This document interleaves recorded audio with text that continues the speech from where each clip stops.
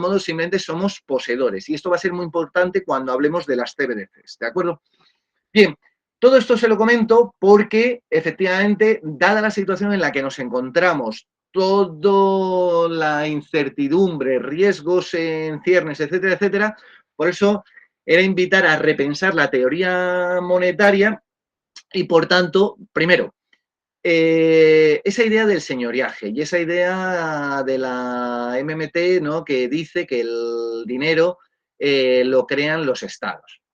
Pues lamentablemente, si uno hace un poquito de investigación histórico-económica, podrá comprobarse que no es así, que ya existía dinero antes incluso de la lidia, ¿no?, que era justamente en Turquía donde aparece la primera moneda constatada, que es del siglo VI antes de Cristo, y, perdón, del siglo VII, luego vendrá el dracma, ¿no?, griego y otras tantas, ¿no? Entonces, todo esto se lo cuento porque aquí vuelve a haber dos visiones contrapuestas para poder entender qué es el dinero y, por tanto, no caer en esa trampa fiat donde hemos reducido el dinero a una de las subcategorías que es la moneda y además la moneda fiat, ¿no? Cuando realmente el dinero es la gran familia, ¿no? Y por tanto, luego ahí hay un pequeño subconjunto y no hay que hacer ese reduccionismo y solamente pensar que el dinero son los billetes y monedas de curso legal y por tanto luego ya el resto de instrumentos financieros derivados al respecto. Para nada, y por eso es por lo que como experiencia de aprendizaje en el aula, pues con los alumnos les enseño a repensar el dinero y por esta vía, pues que puedan ellos descubrir cómo, qué es el dinero, cómo funciona y por tanto ellos pueden producir dinero. Al igual que en derecho se pasó del modelo del derecho objetivo, ¿no? Y por tanto era el gobernante, dictaba las normas y el resto éramos súbditos y teníamos que acatarlas. Bueno, pues con el tránsito a la modernidad se pasó al derecho subjetivo y entonces empezamos a hablar ya no del derecho como sinónimo de ordenamiento y escrito en mayúsculas, sino de los derechos en cuanto a facultades, titularidades que tenemos cualquiera de las personas y de ese modo podíamos crear nosotros derechos, pues vía los contratos, etcétera, etcétera, ¿no? La autonomía de la voluntad. Bueno, pues lo mismo pasa con el dinero. Nosotros, si entendemos el código del dinero, nosotros podemos crear dinero. Y entonces ahí se invitaba justamente a una experiencia de experimento mental, pero que pueden llevarlo a cabo pues, como futuros gerentes de empresas, pues cómo crear ese dinero y, por tanto, aumentar la riqueza de su organización sin tener unas consecuencias negativas que a veces, pues cualquiera de ustedes con tener un poco de conocimiento, de experiencia real, pues lo que se llama, por ejemplo, ya les digo, aquí en Europa que tenemos aún esos modelos de fiscalidad progresiva, pues se puede dar la paradoja de que te aumenten algo la retribución y por tanto, como cambias de escalón, el neto que percibes todos los meses sea al final inferior de lo que venías percibiendo porque te han aumentado la retención, porque tienes que contribuir más, ¿no? Entonces, bueno, pues volviendo a lo que les decía, ¿qué es lo que ocurre? ¿Qué diferencia de visiones hay? Primero, que no, el dinero no es inventado por el Estado. El dinero es muy anterior, ¿de acuerdo? El dinero empieza ya desde la revolución del Neolítico, el 10.000 antes de Cristo, donde poco a poco el trueque convive con el dinero, que es esa mercancía que media entre el intercambio de una cosa y otra, porque es a veces difícil la coincidencia de intereses en el momento y por tanto a partir de ahí empezamos a tener esa especie, luego esa mercancía que luego va a ser metálica, que luego va a ser papel, que luego va a ser, etcétera. Entonces, el dinero es anterior. Otra cosa es la moneda, y la moneda también es anterior.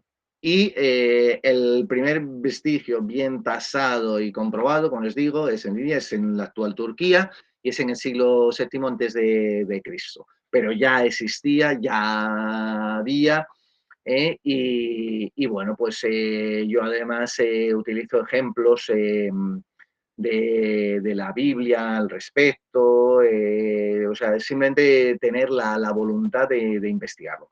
Lo siguiente que les quería decir es que efectivamente, frente a esa visión que han compartido la Escuela de Chicago, los neo-keynesianos, los post-keynesianos, bueno, pues la escuela austriaca nos ofrece una visión muy interesante que la inaugura Menger, que luego pues la cultiva más, sobre todo Hayek, ¿no? Que es la idea de que el dinero es una institución social evolutiva. Esto es fruto del ensayo y error de las prácticas, no es diseñado por nadie. El claro ejemplo de lo que sí que ocurría con la moneda de hierro de Esparta, y por tanto eso sí había sido fruto de un diseño y así les fue y no tenía ese poder adquisitivo, y en cambio el dracma de Atenas, que era el aceptado, y se extendió y toda la Hélade, etcétera, etcétera, bueno, pues no dejaba de ser una institución social evolutiva, eh, fruto de los intercambios distribuidos entre todos y por tanto aceptando aquello que nos sirviera y que efectivamente diera una previsión de mayor liquidez, de coincidencia con lo que esperábamos recibir, etcétera, y su aceptación. Bueno, entonces, en ese sentido, hay que recuperar todo esto y también a la hora de repensar la teoría monetaria, yo ahí en el artículo sí que menciono una anécdota que para que vean lo que ocurre a veces, que el traductor, pues se dice en italiano, traduttore, traitore, ¿no? El traductor es un traidor en cuanto que, miren, los alemanes, ten en cuenta que la economía que nace académicamente en Europa continental, en las facultades de jurisprudencia, ¿no? En Derecho Público es la Escuela de Salamanca con su hacendística, que luego tiene sus desarrollos pues, en territorios que fueron parte de la corona española, que luego se independiza, como es Países Bajos, parte de Alemania, y por tanto esa disciplina se va a convertir en camerología, etcétera, y finalmente en el siglo XVI la economía política. ¿Bien? Mientras que en el mundo anglosajón viene no del derecho, sino de la filosofía moral. Y además no viene tampoco a veces del ámbito académico, sino que los utilitaristas en su mayoría eran intelectuales, pero no estaban propiamente, no eran profesores ordinarios de universidades, etcétera, etcétera. Bueno, esto es importante tenerlo en cuenta porque en el mundo anglosajón no había tradición para hacer una buena traducción del libro de Mises de 1212. Él estaba trabajando por aquel entonces, aparte de la Universidad de Viena, trabajaba para la Cámara de Comercio de Viena, y escribió su teoría del dinero y de los medios fiduciarios. En derecho es muy habitual, estamos acostumbrados al término fiduciario, fungible, etcétera, a que se predica del dinero, y sin embargo en la tradición anglosajona no están habituados, y por eso Lionel Robbins, que fue discípulo de Mises, ¿no?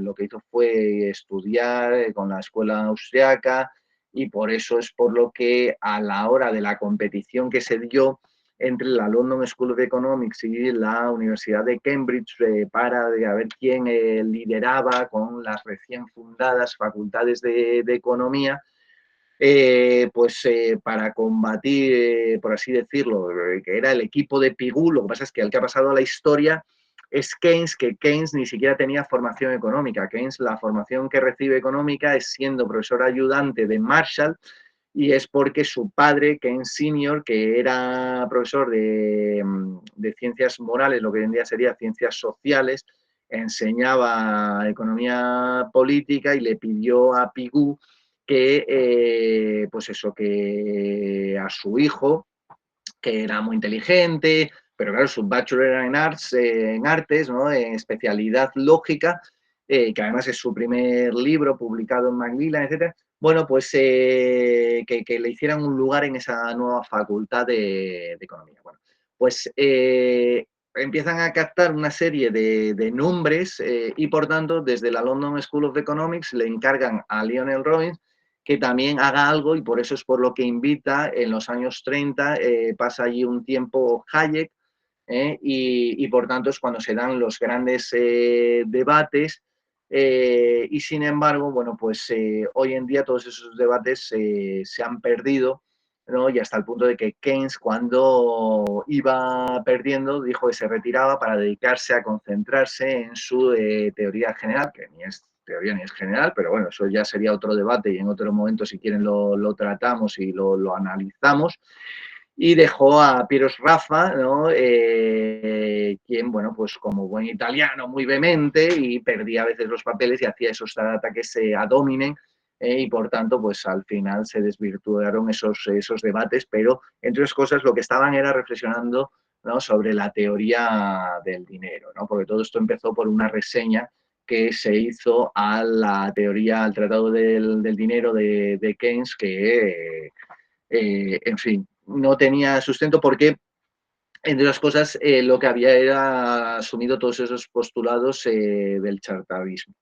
Bueno, todo esto se lo cuento porque la traducción que se hace en 1934 bajo la supervisión de Lionel Robbins, claro, ¿qué es lo que ocurre? Que entonces lo traducen como teoría del dinero y del crédito. Y Mises para nada hablaba del crédito en la mentalidad anglosajona, sino que hablaba de los medios fiduciarios, con lo que implica, y por eso yo les he metido un recuadro de las distintas categorías, ¿no? Del dinero, y ahí les hablo del alt money, del dinero alternativo, y eso es con lo que quiero centrarme y acabar la exposición, ¿no? Con las monedas digitales socioempresariales, que es una forma de creación de dinero privado, descentralizado, etcétera, etcétera, en las distintas organizaciones, ¿no? En empresas, sobre todo. Y como les decía, claro, ya con esas malas traducciones, con ese mal enfoque teórico, con la asunción, porque conviene, quieran o no, la llamada Modern Monetary Theory, lo que ayuda, da una herramienta al Estado, a los políticos, para hacer una financiación de la nada. Porque al final toda esta emisión de dinero lo que hace es que pierda poder adquisitivo esa moneda y además al final se suele monetizar en forma, es la monetización de la deuda, ¿no? Lo que se va haciendo es cada vez se emite, ¿no? Para que pueda haber un gasto expansivo, un mayor déficit y por tanto una mayor deuda y al final ya no solamente es que hagas que pierda el valor actual la moneda, sino para las siguientes generaciones te has consumido su riqueza y además les has grabado, les has metido una mayor presión fiscal, ¿no? Porque van a tener que pagar muchos más impuestos para poder devolver esa deuda en la que se ha incurrido.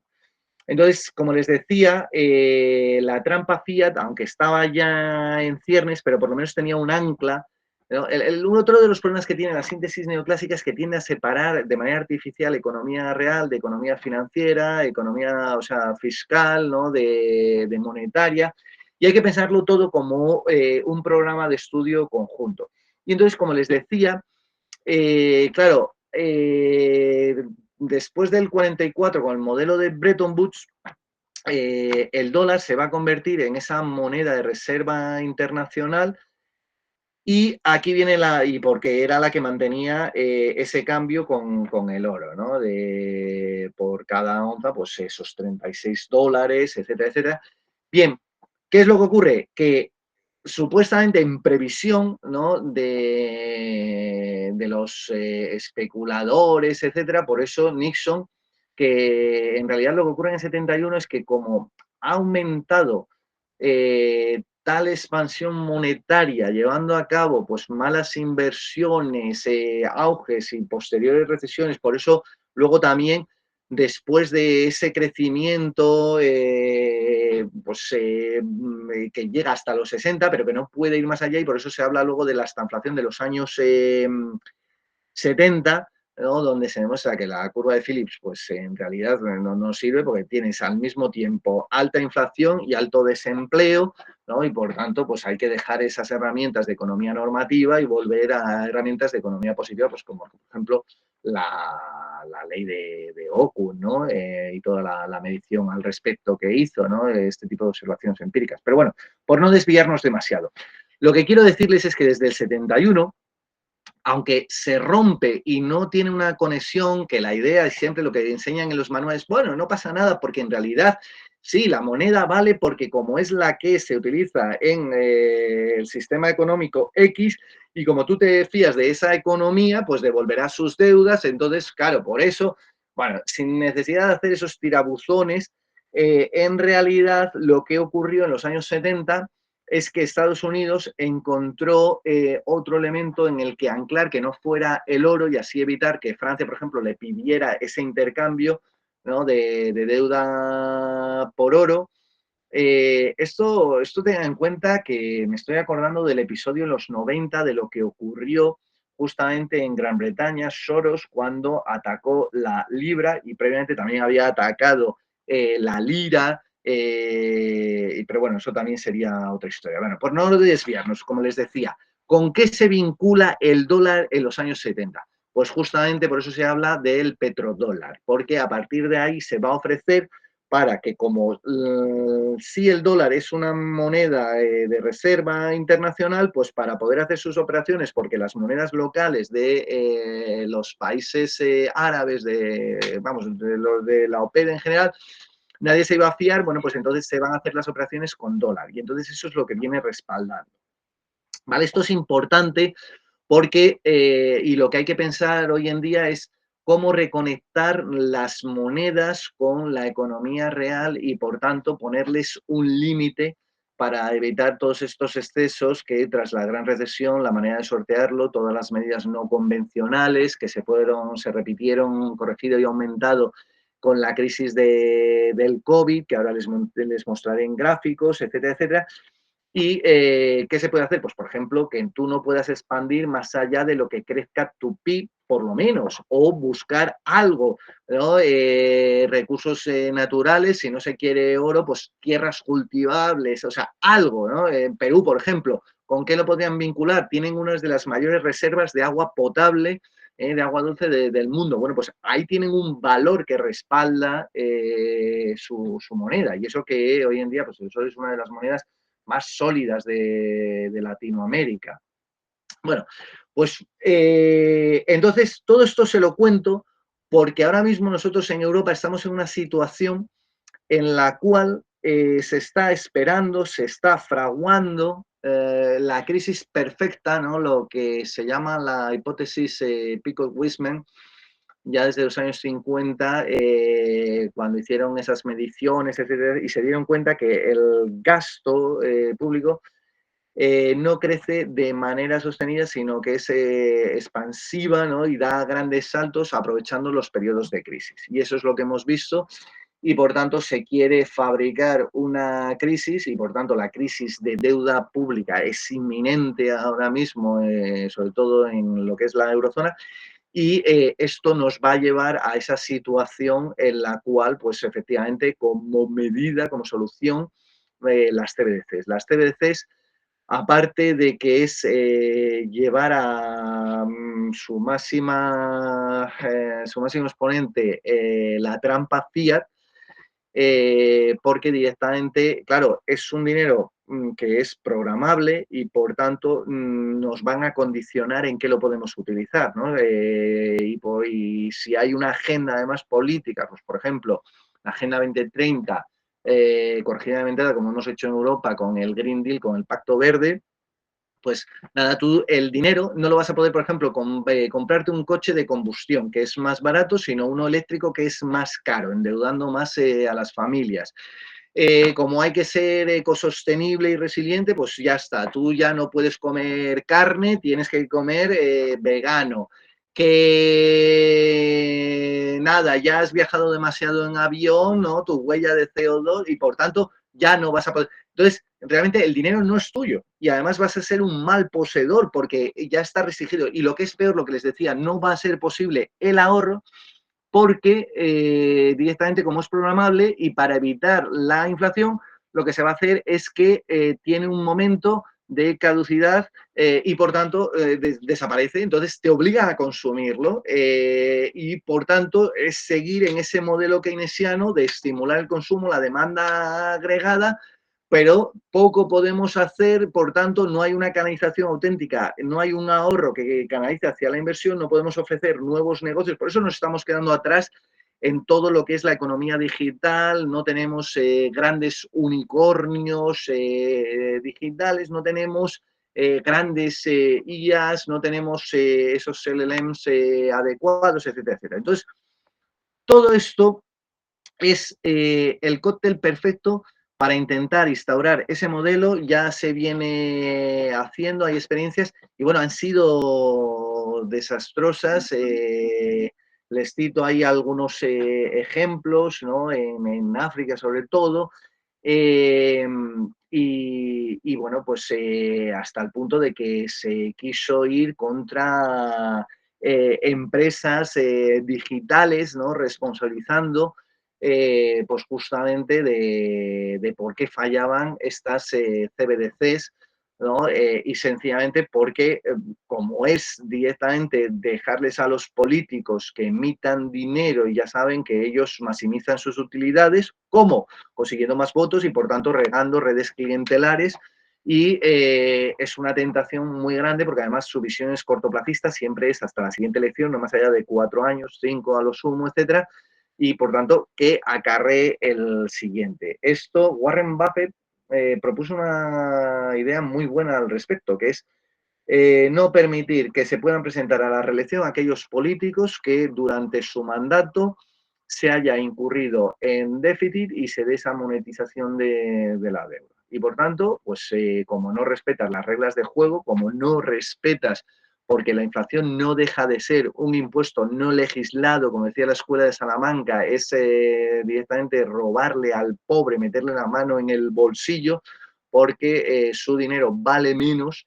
y por tanto, bueno, pues le estás incentivando su empobrecimiento, ¿no? Entonces, bueno, pues ante esto, soluciones que planteo, volver a recuperar la teoría monetaria, darle una vuelta, recuperar otras escuelas de pensamiento económico, dejémonos ya tanto de medir y empecemos otra vez a pensar, comprender para poder explicar fenómenos sociales complejos y de ese modo volver a recuperar ese protagonismo, ¿no? Todo lo que fue la revolución marginal, ¿no? El subjetivismo, y por eso la propuesta que hago en el texto de las monedas digitales socioempresariales, que les decía que por ejemplo, ¿no?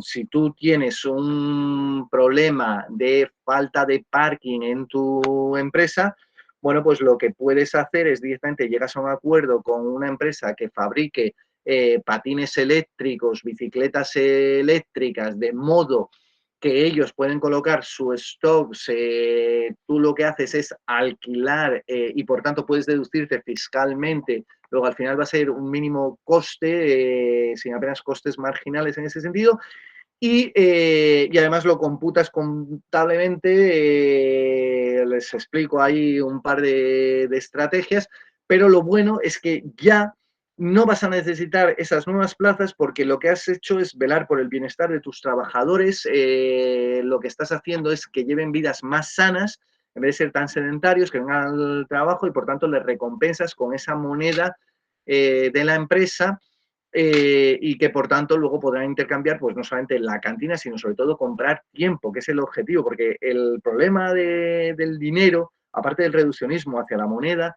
es que lo hemos tratado de manera mediática y se piensa que el objetivo de trabajar es ganar dinero. No, eso es un error. el dinero siempre ha sido un medio generalmente aceptado para intercambio, etcétera, etcétera. El dinero, su fin, en realidad, es conseguir tiempo y libertad. Son las dos cosas que necesitamos porque es lo auténticamente escaso el tiempo para las personas, porque no sabemos el tiempo que tenemos en este mundo, etcétera, y por tanto, para poder disfrutar, bueno, todo esto se lo digo y sin más, pues déjenme que les enseñe un par de... El caso es que con la lógica que les explicaba de cómo crear dinero, no solamente generas el bienestar en la empresa, a todos tus colaboradores, logras que como ya no es necesario ese espacio, ¿no?, para aparcar, ya no tienes que comprar otro terreno, más aún dispones de más espacio, puedes hacer celebraciones, lo cual crea mayor... Doctor Antonio. dígame, que ya hemos superado el tiempo, ¿no? Bueno, pues simplemente Sí, déjenme que les muestre una cosa, si listo. esto quiere dejarme, que no parece muy dado. A ver, si puedo pasar a la siguiente diapositiva. No sé por qué esto no, a ver si así tampoco me permite. Bueno, quería enseñarles una gráfica. Es sencillamente, bueno, pues se lo explico como experimento mental. Figúrense, piénsenlo ustedes, ¿de acuerdo?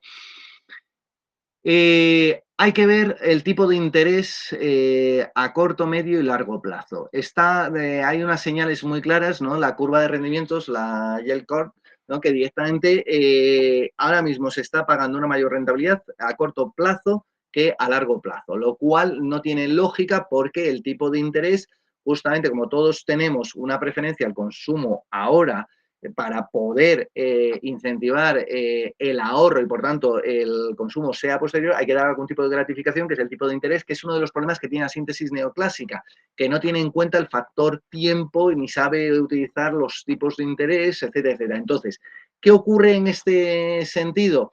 Que las señales están ahí, que está mal, es lo mismo que ocurrió con la crisis hipotecaria, con la gran recesión, con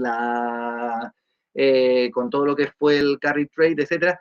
Pero es que aparte se está hablando, ¡ay, burbuja inmobiliaria de nuevo! No es verdad, no es verdad, porque lo que hay que ver es, ojo, cuando yo quiero comprarme una casa promedio, resulta que sí es verdad que cuesta más euros, pero porque se ha depreciado el euro una barbaridad por esas sobreemisiones que se han hecho. Por eso cuesta más. Pero, sin embargo, si utilizas otro tipo de recurso para pagar, como son onzas de oro, son exactamente las mismas onzas de oro por los mismos metros cuadrados que en los años 90. Pero si uno busca, por ejemplo, Bitcoin, una cosa es en el 2016 que tú necesitabas pues el orden de, no lo sé, lo tenía por ahí, a ver, voy a dejar de compartir y les digo exactamente el dato. Un segundito, ahora, y les comento, mire, el dato que no les puedo mostrar y me da un poco de pena, lo siento, le mandaré a Roberto la presentación, es que en el 2016, para comprar esa casa promedio que fueran de unos 250.000 dólares, pues tú tenías que utilizar 664 Bitcoin. Pero hoy en día, en el 2024, basta con utilizar 6,6 Bitcoin para comprar esos mismos metros cuadrados. Por tanto, no es un problema de burbuja inmobiliaria, es que es una evidencia de que las monedas fiat están perdiendo valor y encima, como ahora la administración estadounidense está llevando políticas neomercantilistas y pretenden devaluar el dólar, porque aún no hay una alternativa de otra moneda de reserva de valor internacional, pues entonces ahí tenemos un grave problema.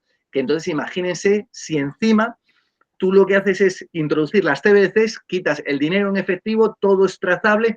Tiene otro problema añadido. Acuérdense, aquí en Europa, en España, vivimos el gran apagón, justamente por políticas ecologistas de solamente renovables que son muy inestables. Entonces, claro, ¿qué dinero podríamos utilizar?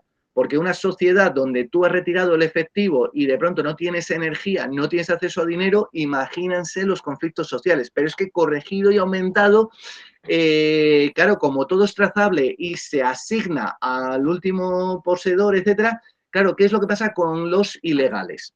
Les estás obligando ya no solamente en la marginalidad, sino les llevas a la delincuencia, porque solamente de esa otra modelo van a poder conseguir un mínimo de financiación porque no pueden incorporarse en el mercado. O sea, hay una serie de problemas muy gordos que no se están tratando, que no se están diciendo y que, por tanto, la crisis está ahí.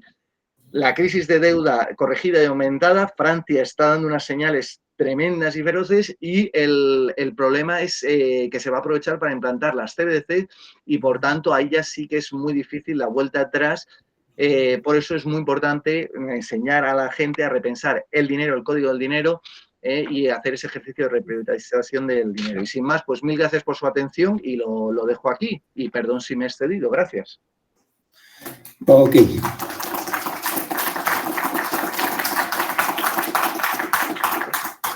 Muchas gracias, doctor Antonio, por su presentación. Y el público también nos siguen por las redes sociales, de la misma manera en el auditorio. Y para, de cierta forma, doctor Antonio, también poder acompañarlo en su presentación aquí en el auditorio, de manera, bueno, presencial. Tenemos la presencia en calidad de panelistas para que puedan comentar su presentación. Tenemos la presencia, pues, de un docente principal de la Facultad de Ingeniería Económica, el doctor Alfredo Pelayo Calatayud Mendoza. Por favor, los que están en el auditorio, lo recibimos con fuertes palmas de aplauso.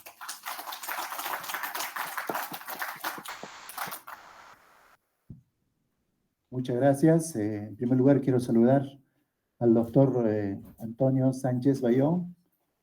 Él se encuentra en Madrid, en España. Nosotros estamos acá en Puno, ¿no? A una ciudad con casi 130.000 habitantes. Gracias por la oportunidad. También al doctor Roberto, a los colegas y estimados alumnos que se encuentran en la sala. Me parece un tema tema actual sobre economía digital en general. Yo voy a hacer un comentario. Hace pocos días tuve la oportunidad de dar un mensaje sobre la importancia de la transformación de la economía tradicional hacia la economía digital. Y noto que hay grandes transformaciones profundas, ¿no? En general, a nivel de la teoría clásica, ¿no? Y la economía digital, pues, a nivel mundial viene tomando mucha importancia.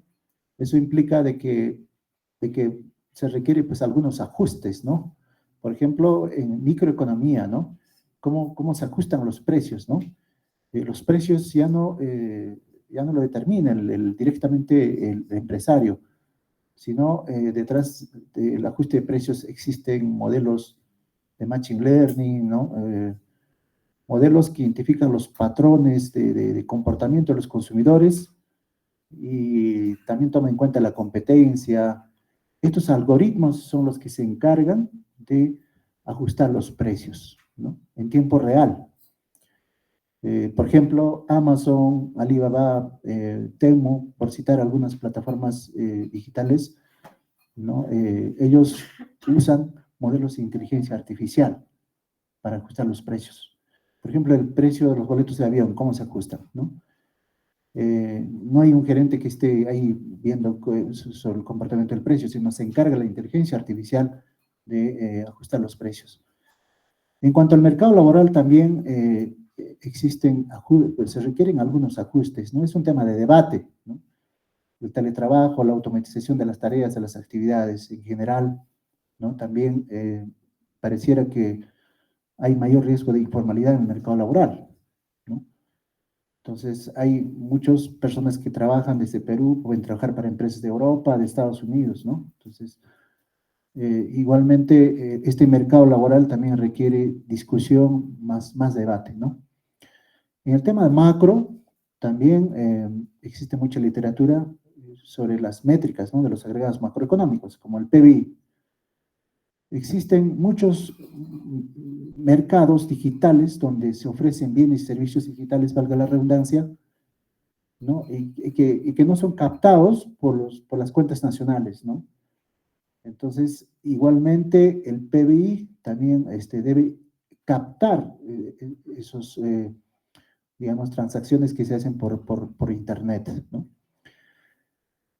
A nivel de política monetaria, sobre el dinero digital también, ¿no? Que es un dinero que no es controlado por el BCR, por la Autoridad Monetaria.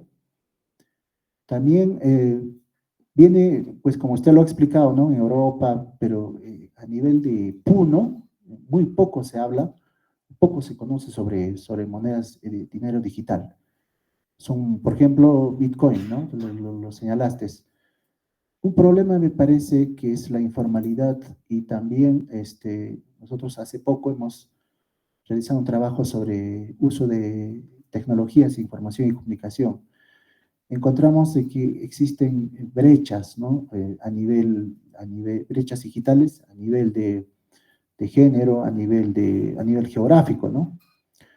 Entonces, estas desigualdades son limitaciones, ¿no? Que no permiten, por ejemplo, usar las billeteras electrónicas, ¿no? Yape, Plin y otros aplicativos, ¿no? Entonces, existe siempre el riesgo de que aumente la informalidad a nivel económico. Las microempresas, ¿no? En la región de Puno son informales. Son importantes, sí, porque aportan, ¿no? En la generación del PBI, ¿no? Generan empleo, trabajo. Sin embargo, un tema crítico es la informalidad, ¿no? Y eso también restringe, ¿no? El avance, la transformación de esta economía, ¿no? Que es importante, pero también no se debe dejar de lado la innovación tecnológica, ¿no? Entonces, en general, mi intervención es más reflexivo, ¿no? Porque nosotros como docentes de economía, los que enseñamos micro, macro, ¿no? Noto que se requiere, pues, ajustes, ¿no? Van a haber nuevos factores de producción.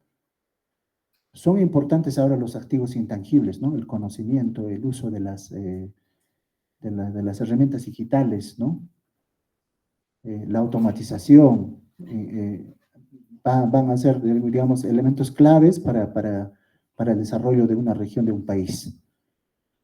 Y en macro, en micro, ¿no? En general, los problemas, cómo se viene planteando en la teoría neoclásica, ¿no? Requieren algunos ajustes, ¿no? Es un tema de discusión, de debate, ¿no? Hay que incluir en esos modelos, ¿no? Los activos más intangibles que ahora son los datos, por ejemplo, ¿no? La ciencia de datos, el uso de los datos para la toma de decisiones, ¿no? Los modelos, ¿no? De inteligencia artificial, ¿no? Son los que van a dominar, pues, la economía, ¿no? La economía tradicional, me parece que sigue siendo la lógica de los planteamientos, no va a cambiar, pero hay que incluir otros factores, ¿no? En su análisis, ¿no? Como son los datos, por ejemplo, para la toma de decisiones. Bueno, eso sería por mi parte. Muchas gracias. Gracias, Antonio. Un saludo, un abrazo a la distancia. Gracias. Muy bien, se le agradece la participación del doctor Alfredo en calidad de panelista. De la misma manera, también, para no, de repente, un poquito de la paciencia de los asistentes acá del auditorio, de repente, si hubiese alguna pregunta, una inquietud. Bueno, acá tenemos a un estudiante, a ver. Sí, doctor, buenas. Mi pregunta es respecto, ¿no? A lo que usted acaba de comentar sobre las políticas ecológicas que se están implementando en España.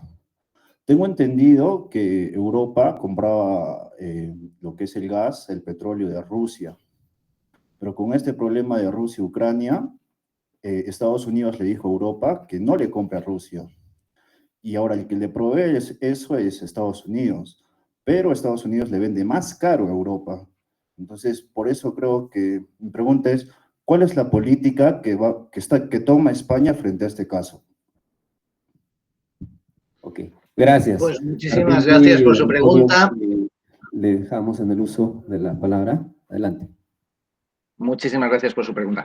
Sí, efectivamente, nosotros podíamos haber tomado la delantera porque en realidad lo que le compramos a Estados Unidos y lo que nos han impuesto para poder apoyar en la guerra en Ucrania era comprar el gas licuado y, por tanto, hay que licuarlo primero y luego otra vez regasificarlo. Y España, curiosamente, en ese sentido, sí era potencia porque tenía por lo menos 7 centrales, a diferencia del resto de Europa.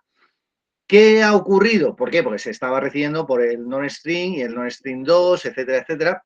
Uno pasaba por Ucrania, otro pasaba por el Mar Báltico y fue atacado justamente pues porque era ridículo que pusiéramos sanciones a Rusia al mismo tiempo que estábamos comprándole el gas barato. Esto es parte de la trampa de por qué efectivamente lo que se ha llamado los motores económicos de la Unión Europea en la década anterior, que eran Francia y Alemania, en realidad nos estaban haciendo trampas a los demás. Alemania estaba comprando la energía mucho más barata y por tanto se dedicaron a perder ese mix energético, se centraron solamente en el gas natural con Rusia y por tanto generaron un riesgo muy grande, porque claro, si algún día había un conflicto, pues perdían esa vía energética. Por eso no ha quedado más remedio que dentro de las ecologías, o sea, de las políticas ecologistas y etcétera, a tener que volver a aceptar que la energía nuclear es una energía verde, ¿no? Pero todo esto se lo cuento. El otro era, y bueno, y el otro pecado de Alemania es que se llevó la producción final a China. Y el problema es que tú no puedes hacer negocios con dictaduras, porque si lo haces con otras democracias, sabes que existe el rule of law, el Estado de Derecho.